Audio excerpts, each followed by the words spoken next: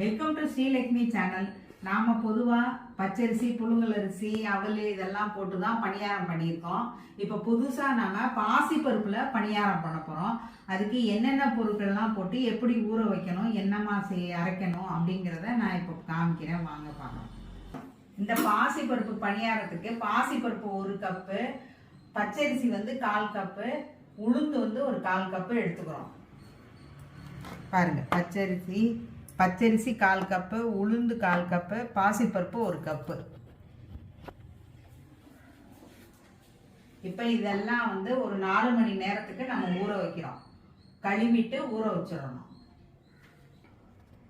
இப்போ இது நல்லா ஊறி இருக்கு பாருங்க. இதை நம்ம மிக்சிலையோ இல்லை கிரைண்டர்லையோ போட்டு அரைக்க போகிறோம். பாருங்க, நல்லா ஊறிடுச்சு. இப்போ இதை அரைக்க போகிறோம்.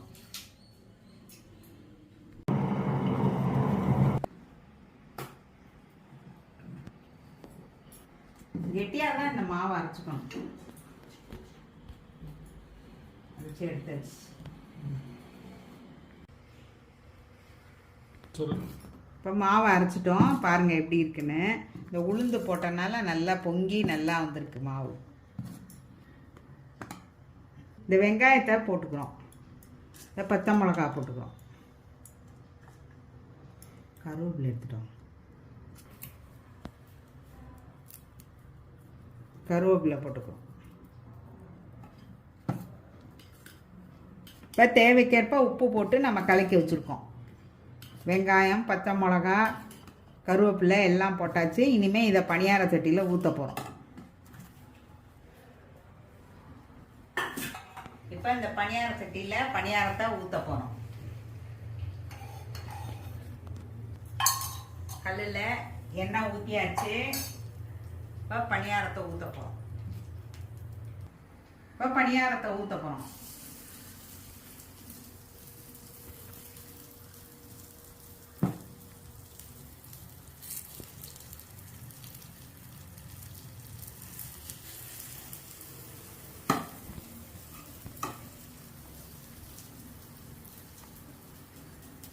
ஊற்றியாச்சு பணியாரம்.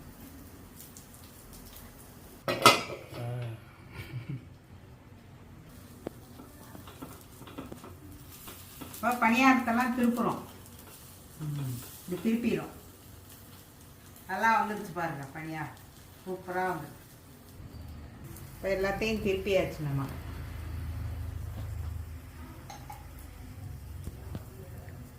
நம்மளோட பணியாரம் வேகட்டும். வெந்ததுக்கப்புறம் பார்க்கலாம். பணியாரம் வெந்துருச்சு.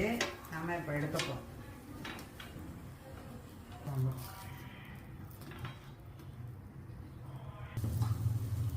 இப்படி கெட்டியாக தான் அரைச்சிக்கணுங்க. அரைச்சா தான் பணியாரம் நல்லா வரும். இல்லை ரொம்ப தண்ணியாக இருந்தால் பணியாரம் ஒட்டிக்கிட்டு வராது. இந்த கன்சிஸ்டன்சி கரெக்டாக இருக்கும். இதை எடுத்துகிட்டு இப்படி மூடிட வேண்டும். நல்லா வெந்துடும்.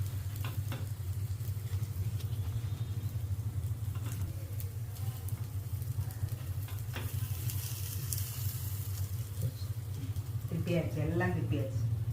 திருப்பிட்டு நான் கொஞ்சம் ஃபுல்லில் வச்சு